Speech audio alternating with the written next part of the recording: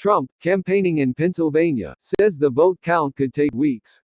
President Trump predicted on Saturday that the presidential election would not be decided on Tuesday, warning that "you're going to be waiting for weeks," and suggesting, with no evidence, that very bad things could happen while states are counting ballots in the days after Election Day. The president's comments came as he kicked off 4 Saturday campaign stops in Pennsylvania with a subdued speech to several hundred people, boasting about his accomplishments and attacking his rival while he predicted victory next week.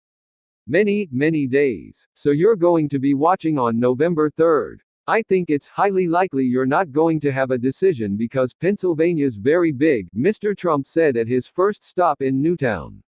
We're going to be waiting. November 3rd is going to come and go, and we're not going to know. And you're going to have bedlam in our country. The president's campaign has aggressively sought to prevent Pennsylvania and other states from extending the time they are allowed to count mail-in ballots, which have been used in greater numbers than ever before because of concerns about in-person voting during the pandemic. On Friday, the Supreme Court ruled that Pennsylvania officials can accept absentee ballots for 3 days after Tuesday. "This is a horrible thing that the United States Supreme Court has done to our country," Mr. Trump said. "And I say it loud, and I say it proud." Despite his concerns about ballots, Mr. Trump predicted that Republicans will win the presidency and do well in congressional elections, waving aside polls which suggest that Democrats are leading in battleground states across the country. "A great, red wave is forming," Mr. Trump said, showing little of the energy he does when he speaks in front of thousands of people at bigger rallies. "As sure as we're here together, that red wave is forming. They see it on all sides and there's nothing they can do about it." The president's first speech took place in a field in front of the farmhouse where George Washington planned the crossing of the Delaware River.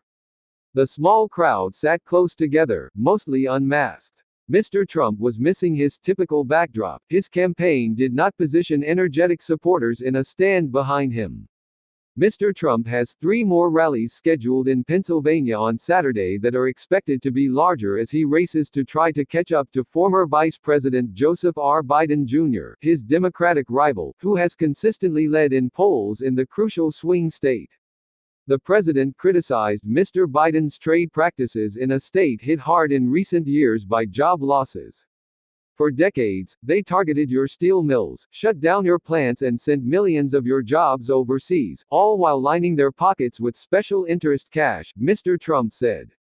"No one embodies this betrayal and treachery more than Joe Biden." Mr. Trump's teleprompter appeared to have problems at one point, but for the most part the president tried to stick to a speech that appeared designed to present him in a more presidential light, avoiding some of the angry and defensive rants that have been central to his rallies.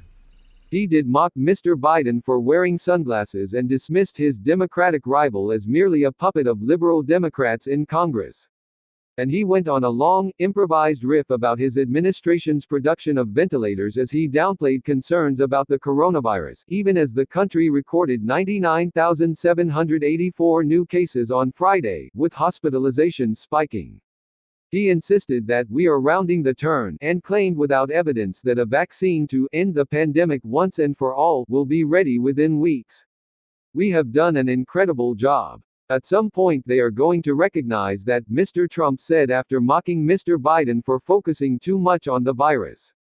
"We've done an A+ job. I give ourselves a D, or maybe an F, in terms of public relations.